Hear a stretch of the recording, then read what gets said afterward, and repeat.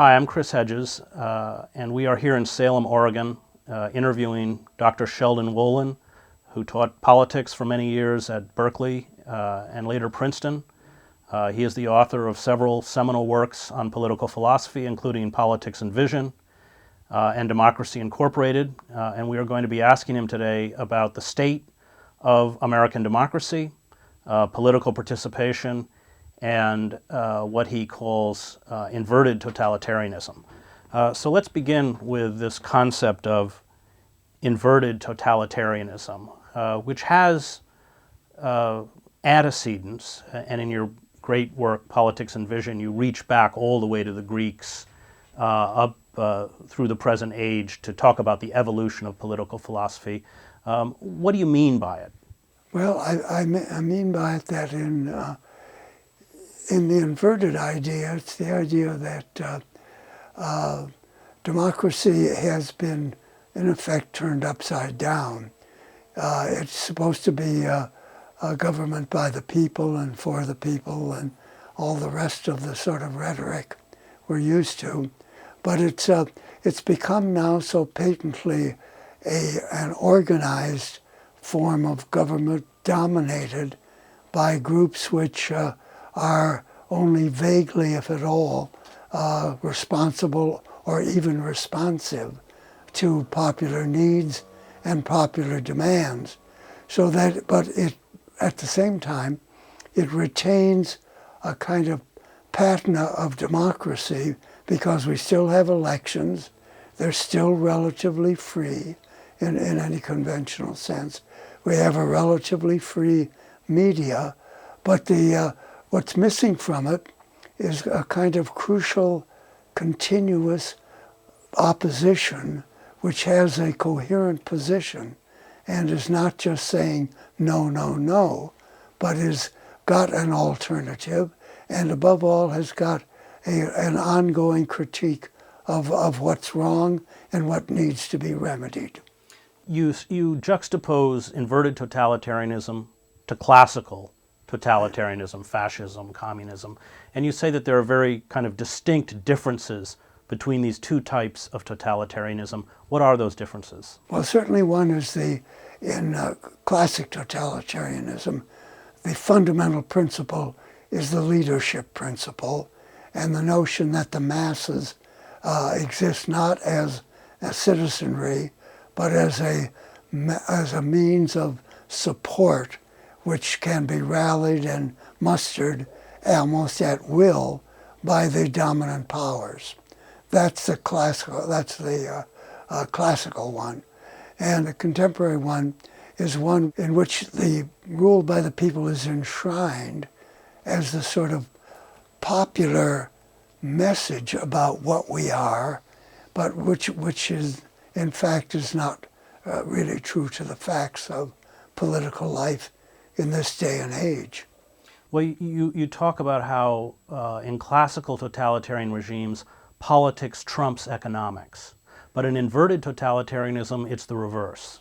That's right, yeah. In classic totalitarianism, thinking here now about the Nazis and the fascists, and also even about the communists, the economy is viewed as a tool which the powers that be or manipulate and utilize in accordance with what they conceive to be the political requirements of ruling. And they will take whatever steps are needed in the economy in order to ensure the long-run sustainability of the political order. In other words, the sort of arrows of political power flow from top to bottom. Now, in inverted totalitarianism, the imagery is that of a populace which is enshrined as the leadership group, but which in fact doesn't rule, but which is turned upside down in the sense that the people are enshrined at the top but don't rule, and minority rule is usually treated as something to be abhorred but is in fact what we have. And it's the problem has to do, I think, with the historical relationship between political orders and economic orders.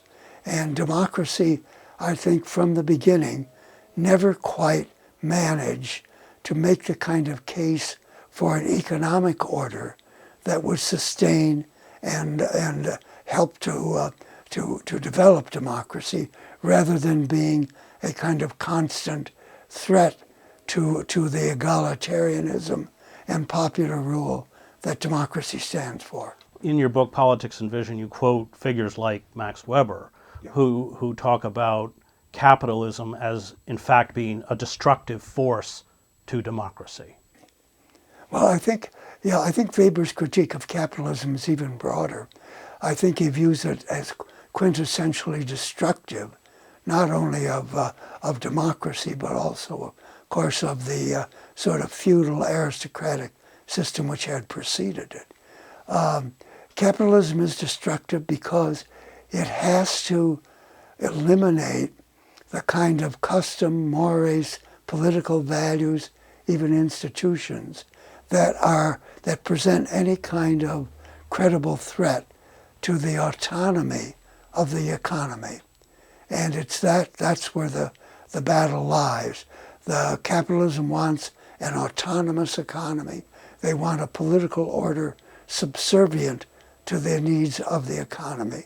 And their notion of an economy, while it's broadly based in the sense of capitalism in which there can be relatively free entrance and property is relatively widely dispersed, it's also a capitalism which, in the last analysis, is as elitist as any aristocratic system ever was. You talk in the book about how it was essentially the engine of the Cold War, juxtaposing a supposedly socialist Soviet Union, although like many writers, including Chomsky, I think you would argue that Leninism was not a socialist movement. I think Chomsky actually calls it a kind of counter-revolution. Adam Ulam talks about it as a kind of, well, Adam Ulam talks about it as a counter-revolution. Chomsky is a right-wing deviation. But nevertheless, that juxtaposition of the Cold War essentially freed corporate capitalism in the name of the struggle against communism to deform American democracy. And just also just want to make it clear that you are very aware in, especially in Politics and Vision, of the hesitancy on the part of our founding fathers to actually permit direct democracy. So we're not in this moment idealizing the system that was put in place. But maybe you could talk a little bit about that. Well, I think that's true. I think the system that was consciously and deliberately constructed by the founders who framed the Constitution, that democracy was the enemy. And that was rooted in historical realities. Many of the colonial governments had a very strong popular element that became increasingly prominent as the colonies moved towards rebellion. And rebellion meant not only resisting British rule, but also involved the growth of popular institutions and their hegemony in the colonies as well as in the nation as a whole, so that the original impulses to the Constitution came in large measure from this democratizing movement. But the framers of the Constitution understood very well that this would mean at least would jeopardize the ruling groups that they thought were absolutely necessary to any kind of civilized order. And by ruling groups, they meant not only those who were better educated, but by those who were propertied, because they regarded property as a sign of talent and of ability, so that it wasn't just wealth as such, but rather a constellation of virtues as well as wealth that entitled capitalists to rule. And they felt that this was in the best interest of the country. And you must remember at this time that the people, so-called, were not well educated and in many ways were feeling their way towards defining their own role in a political system. And above all, they were preoccupied, as people always have been, with making a living, with surviving. And those were difficult times, as most times are, so that politics for them could only be an occasional activity, and so that there would always be an uneasy relationship between a democracy that was often quiescent and a form of rule which was constantly trying to reduce as far as possible democratic influence in order to permit those who were qualified to govern the country in the best interest of the country. And of course, when we talk about property, we must include slaveholders. Indeed, indeed. Although, of course, there was, in the beginning, a tension between the northern colonies and the southern colonies. This fear of direct democracy is kind of epitomized by Thomas Paine, who was very useful in fomenting revolutionary consciousness, but essentially turned into a pariah once the revolution was over and the native aristocracy sought to limit the power of participatory democracy. Yeah, I think that's true. I think it's too bad Paine didn't have at his disposal Lenin's phrase, permanent revolution, because I think that's what he felt, not in the sense of violence, but in the sense of a kind of conscious participatory element that was very strong, that would have to be continuous, and that it couldn't just be episodic. So that there was always a tension between what he thought to be democratic vitality and the sort of ordered, structured, election-related, term-related kind of political system that the framers had in mind.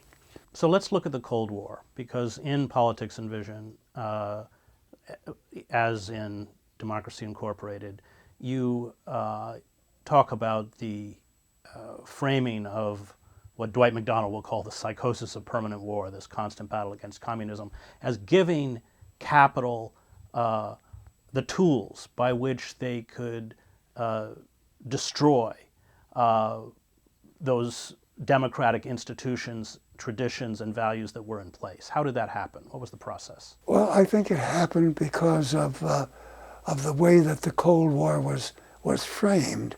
That is, it was framed as not only a war between communism and capitalism, but also a war of which the subtext was that communism was, after all, an ideology that favored ordinary people. Now, it got perverted, there's no question about that, by Lenin and by Stalin, and into something very, very different. But in the Cold War, I think what was lost in the struggle was the ability to see that there was some kind of justification in historical reality for the appearance of communism, that it wasn't just a freak, and it wasn't just a kind of mindless dictatorship, but that the plight of ordinary people under the forms of economic organization that had become prominent, the plight of the common people had become desperate. There was no social security, there were no wage guarantees, there was no union organization. Just like today. Yeah, they were powerless.